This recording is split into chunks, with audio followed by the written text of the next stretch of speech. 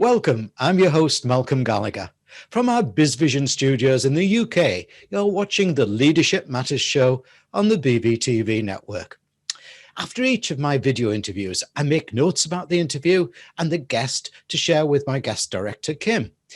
In the case of my guest today, I put a bold "return soon" at the top of the notes, which is what he's kindly doing today. I resonate or connect with everything he says about leadership. But I think he also goes further by exemplifying what a conscious leader should be thinking and doing. And I'm totally committed to the fact that conscious leadership is the only way forward for thriving and sustainable businesses. So it's time to say, welcome back, Rocky Romanella. Well, it's a pleasure to be on the show, and it's great to see you again. And thanks for that. Welcome back quickly. I'm here as fast as I could. Right. Okay. Yeah. It's hard in lockdown, isn't it? We can't travel otherwise, leaving on a jet plane. Right, Rocky, I'm so pleased to meet you again, and so soon, as you say. Thanks for that. Before we get into the meat of my questions, just remind viewers and listeners what it is that you do. Oh, and yes, tell them about the wheel nubs. Well, thank you, Malcolm. It's a pleasure to be back on the show. So quickly, 36-year UPS career. Started out unloading trailers part-time, working my way through college. And then the UPS had a promotion from within policy, which I took advantage of and moved throughout the organization. As I've told you before, my dad, rest his soul, told me something early on in this process: whatever they ask you to do, say yes and thank you, and learn the job and learn some more. And so when I got tapped on that shoulder for a new assignment, I may not always felt ready, but UPS believed in me well in advance of me believing in myself. And I think that's such an important concept of leadership, is believing in your people until they're ready to believe in yourself. I guess just from a experience perspective, had the opportunity, we purchased mailboxes, et cetera, and then rebranded it to the UPS store, had that as a direct report. And then we purchased over 20 companies and built what's today UPS Supply Chain Solutions, and had an opportunity to integrate those organizations as well as run this side of the world, the U.S., North America, South America for UPS. Wow. Retired, took on a role as a CEO at a telecom company. We built cell towers, upgraded cell towers, actually did the 3G to 4G, and then sold that company and then started my own business, 360 Management Services, where we focus on keynote speaking, leadership training, and consulting practices, and then wrote my book, Tighten the Lug Nuts, the Principles of Balanced Leadership. So we want to make sure there's no loose lug nuts out there. Yes, okay. I'll tell you what we're going to do as well, viewers. At this moment in time, I'm going to take 30 seconds out to put a rather interesting promotional video that Rocky's had made about his book. So we'll just watch that as we move up before we move on to our next question. What is one thing every great leader has in common? They challenge their people to not stop at the first right answer. Tighten the Lug Nuts is a leadership book that will teach you how to move past the first right answer with entertaining and detailed examples founded in real-world concepts and experiences. Accelerate towards your professional goals with Tighten the Lug Nuts, one of the best leadership books available. In my opening piece, I said that after our last meeting, I felt you were spot on regarding conscious leadership, planet, people, and profits. What's your personal thoughts on the need for conscious leadership? Well, I think it's so important. And if you think about that word conscious, what does it really mean? It means being aware of your surroundings. And if you think about that for a second, you're aware of not only what's going on in your personal life, but also the lives of those individuals in your care, in your organization, what's going on. You're aware of what's happening in the world with your customers as we're going through this difficult time. So I think the word aware becomes so important. And I think when you are aware, you have knowledge. And I think one of the things that leaders must always understand is that knowledge bears responsibility. So as leaders, when we're aware and we have that knowledge, then we have to take that responsibility. We're not allowed to silently sanction bad behavior or silently sanction things that we know are wrong, but we look the other way. That's what separates, good leaders from leaders who are responsible leaders, leaders that take charge, leaders that understand that it's about their people, it's about their organization, it's never about them. So I think that word is so important. And I think the word aware becomes the key to that whole process, because aware means you have knowledge, and knowledge bears responsibility. Mm. Now, you've worked in and worked your way up to being a top leader in some tough competitive environments in the USA. Can such environments be compatible with consciousness? Oh, absolutely. And I think it's so important that you are a conscious leader, right? Because what happens then is you not only become aware, you understand. You understand what's going on in your surroundings. You understand how it's impacting. See, I think that's what's so important, is understanding how the things that are taking place are impacting not only your business, but your customers, your people, your share owners or stakeholders. And I think that's what's so important. And so once you understand it, once you're aware of it, and once you embrace it and understand it, then you start to put together your plan. Then you start to execute. How do I make this? How do I make our business better? How do I make our people better? How do I, enhance what we're doing on behalf of our customers? Then you begin to get that game plan. But it's really hard to understand what you're going to fix unless you understand the true problem. And the only way you understand the true problem, Malcolm, is by being aware of it, understanding it, and then really accepting that this is a problem we have to fix. Yeah, I'm with you. Now, I want to read out your URL to our listeners, Rocky. So just bear with me as I take them through how to spell it out. Okay. So it's 360managementservices.com. So let me spell you. 3 is a number 3, 60 is in letters, SIXTY, managementservices.com, 360managementservices.com. Rocky, we're soon to enter 2021, or maybe whilst people are watching this, we're just going into it. And whilst the debris of the pandemic will still be around, we must look forward in business. For the thousands of leader viewers and listeners to our BizVision BVTV network, what 3 Rocky Romanella resolutions, that was a word around it, what 3 Rocky Romanella resolutions can you suggest that they focus on for the new year? Well, the first one would be no loose lug nuts in 2021. I think that's so important. And if you think about that concept of loose lug nuts, when the lug nuts are loose on a vehicle, they're important. And you can simply take a few minutes and tighten the lug nuts or tighten the wheel nuts. But if you don't, you get distracted, you work on something else, or you believe something else is more important. The next thing you know is you're driving down the road and now you have a loose wheel. And now what was important becomes urgent. As you move into 2021, you want to tighten those lug nuts whenever you can. So it's the little things that you need to get done. So for example, as we move into 2021 and we receive a vaccine and things start to improve, we're going to still need good safety protocols. We're going to still need to understand those things. So don't put them on the side. Well, everything will be better. I won't have to worry about it. No, I think it's important to understand, how is safety going to impact my people, my customers, and how am I going to get my customers and my people comfortable around those safety protocols? If you don't take the opportunity to do that today, when we start up and things start moving, those loose lug nuts that you could have tightened today, when you have some time to do it, tomorrow become an issue. So the first one would be no loose lug nuts. Take care of the things you can take care of. Don't allow things to impact you more than you can impact yourself. And I think that's such an important one. I think the second one I think is really important going into 2021 is this whole concept of, you have to understand the difference between things that are important and things that are urgent, things that are nice to do things and things that are need to do. And so the nice to do things are things we like to do, things that we aspire to get to at some point.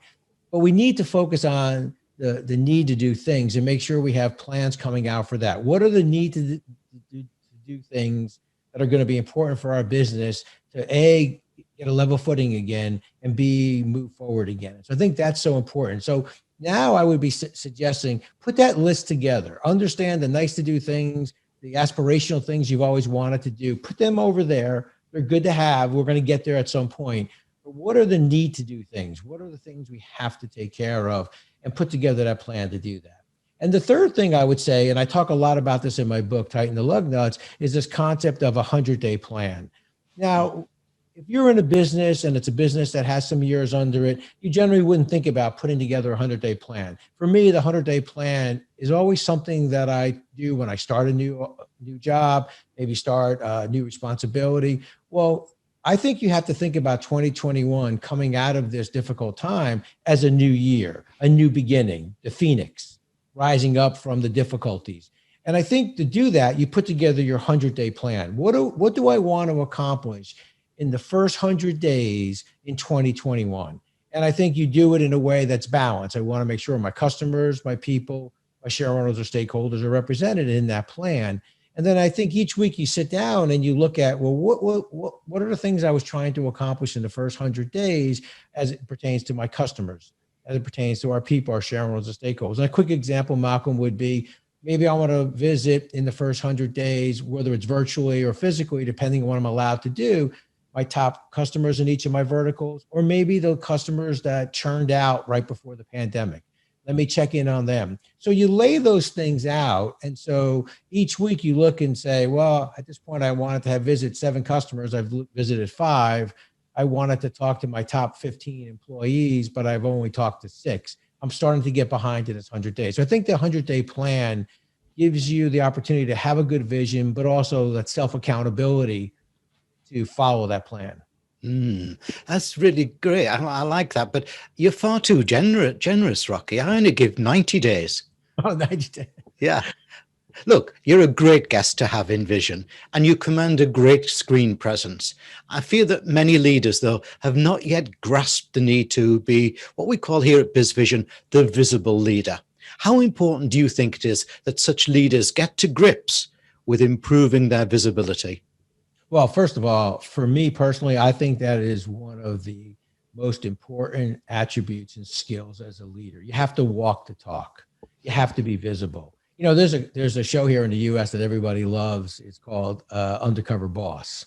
Yeah. I remember at one time I had, some people talked to me about potentially being on that when I was running the company on the telecom side. And I just told them, look, nobody wants a short little Italian guy that looks like Super Mario on a TV show. So no, thank you and no thanks. But the reality is I would never want to be on that show. It would break my heart that nobody knew who you were. Now, look, when you run large organizations, not everybody's going to know you personally, but you have to be visible. People have to believe that they know you, because when you're walking around, they see that you're approachable. They see that you care about them. You care enough about them to take the time to come out and understand what is it they do on behalf of the organization. No one carries the brand or lives the brand promise more than your people, especially those people who are at the front line. So for example, I told you when we first started introduction, I spent 36 years at UPS. One of the most enjoyable things I did, I was a UPS driver before I became a full-time supervisor. I think that taught me a valuable lesson. It's important to understand what it is that your people do on behalf of the organization. So when you think about UPS, it's not Rocky Romanella or the current CEO. It's that driver at that front line who's interacting with your customers every day. And so I think that's what's so important. You have to understand who's carrying the brand, who's fulfilling the brand promise, and who is helping your organization grow. And it's not you. It's that person at the front line. It's that person who's executing the brand on a daily basis. So they're really the star of the organization, not you as the leader. Well, let's then go back to Conscious Leader and continue to discuss people. I'm meeting around the world some great examples of how leaders are being very caring to their people during these unprecedented times, but some others not so much. It seems to me that in their fight for leadership, they may have left humanity behind. What's your personal people philosophy? How do you encourage greatness amongst teams? Well, it starts with, and so take a step back, Malcolm, and think about those individuals from a pure business perspective. Numbers, that person that seems cold or hard to maybe get along with, but they always say what? They're a numbers guy. They're a numbers guy. Well, if you're a numbers guy, then you understand the value of your assets. It starts with understanding what's your most important asset in your company. It's your people. So if you think about it, so I think of them as human beings that have families, they go home, they have problems like we all do. But if you're that individual who struggles with that, you're a hard, cold numbers person, and you understand assets, the pluses and minuses, well, think about it. The most important asset you have in your organization is your people. So that at the very least, you're going to take care of that asset. And that asset, by the way, will always take care of you. You can't talk about exceptions that 5 or 10% of the people it's like the car you buy that turns out to be the lemon. That doesn't mean every car that manufacturer makes is a bad car. It doesn't mean because you have a certain percentage of your organization that are difficult to work with or may not be contributing to the best of their abilities, put them on the side. Think about the 90% of the people who are doing a great job for you every day. And so for me, it starts with the understanding that our people are our greatest assets. They execute the brand. They're carrying, our brand promise. And so without them, our organization is just, this hollow place. It's just, it's about people. People breathe the life inside the organization. So I think you have to start with that. And if you're struggling with understanding that, and if you think people are the thing that, we can cut back on, or it's that variable cost we can save the most money on, think again, that's your most important asset. Great thinking there. Now, adaptiveness and agility, I suggest, are key skills for today and tomorrow's leaders. The faster you pivot and react, then the bigger chance you have of success. But sometimes such activity can seem like random thrashing around and losing direction. What's your thoughts on this?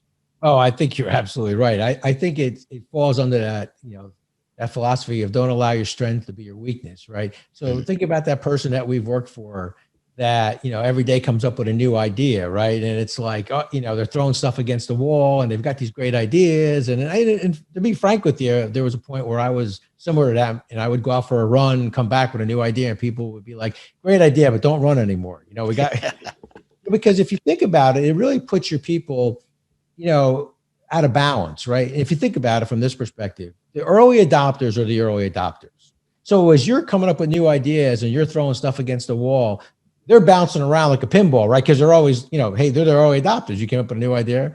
You got the 20 or 30% of the people that aren't going to do anything. They're going to just wait it out. He's going to come up with a new idea anyway, just sit there. And then the 60% of the people in the middle aren't really quite sure what to do. And so I think it's important to be agile. I think you're going to have to make changes. Your business may look somewhat different 6 months from now, completely different a year from now as you try to adapt to the new environment. But you have to do it in a measured fashion. You have to think through it. And I think that's what's important about this concept of don't stop at the first right answer. I think good leaders challenge your people not to stop at the first right answer. And why that's important is sometimes when you move past that first right answer, you start to understand the unintended consequences of your decision. And I think that's what's important. And that's what helps you sometimes when you come up with what you think's a good idea, but then you start to challenge yourself and you realize, well, it's a good idea, but the unintended consequences may be, certainly not what we were hoping to have happen or what we expected to have happen. So I think it's important for you. And I think you also have to understand how much can my people, handle, how much can they take, how much change is going to happen, but how much change is too much change, I think. Yeah. Now, whilst we are quickly rushing towards vaccinations for coronavirus, remote working, I believe, is here to stay. New technology and savings, such as on office buildings, all make it more feasible, realistic, desirable. However, research shows that in the UK, 25% of people are looking to leave their employer at this moment as they don't think they're getting the right remote leadership. What's Rocky's top tips for the leaders of those people? Well, I think go back to that original concept of conscious leader and that word aware. I think as the leader in an organization, you have to ask the right questions to make sure that your people are aware of what's going on with their people. So, for example, simple things like career planning discussions, raises. These are things that can't be done via text. You're going to have a conversation. Now, maybe we still won't be able to do it person to person in the same room, but can we do it remotely via Zoom? And do we take the time to do that? It's not a simple, hey, you know what? You look down at your phone, you got a text that said, hey, Malcolm, great job. Here's your raise. And it's 2.5%. And you're thinking you deserve more than that. Maybe you thought you deserved 3.5. And so now that question becomes lingering. You may not pick up the phone and call, but that becomes a problem later on. So I think as the leader, you have to be aware of what's going on and ask just simple questions. Hey, how are our top people doing?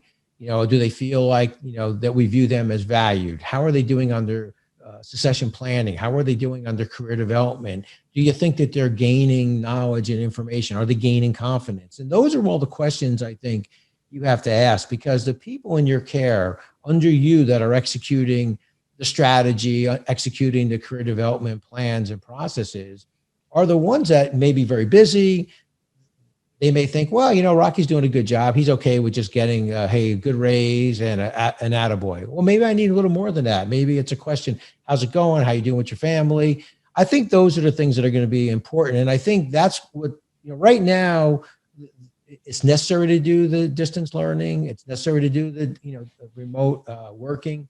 But at some point, that extreme, I think everybody coming into work is probably too extreme. Nobody coming into work is the other extreme. I think we've got to find that balance where we're able to not only do it safely, do it effectively, but also do it in a way that allow our people to feel like they're valuable, that they're a part of the organization. And I think that's important. Excellent. Yeah.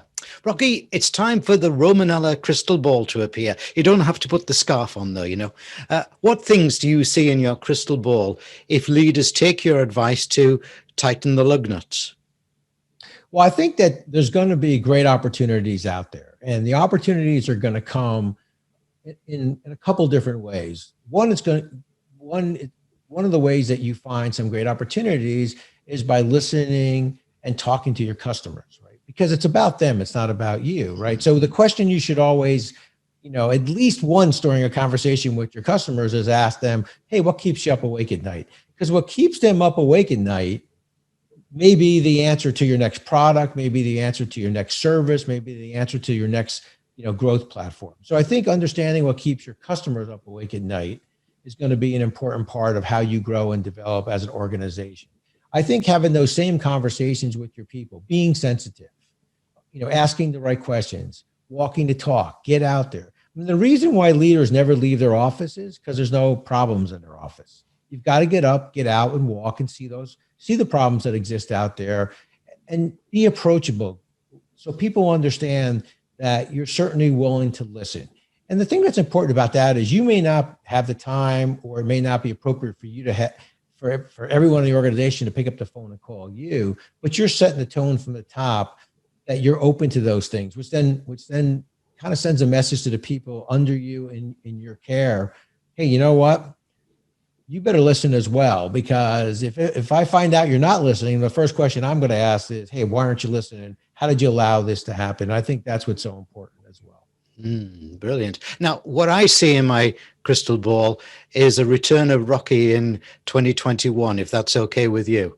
Oh, I would be honored. I absolutely enjoy these conversations. And I will tell you that the thoughtfulness with which you ask the questions and the thoughtfulness of the depth of the questions, I think is so important, because these are difficult times for everyone. And I think that, it's more than just the surface. Oh, we have to get back to working. We have to get back to profitability. We have to have our businesses come back again. Those are all true, but it's also the real life story, as we talked before about, our family, our parents, our grandkids, as we both are now enjoying grandkids.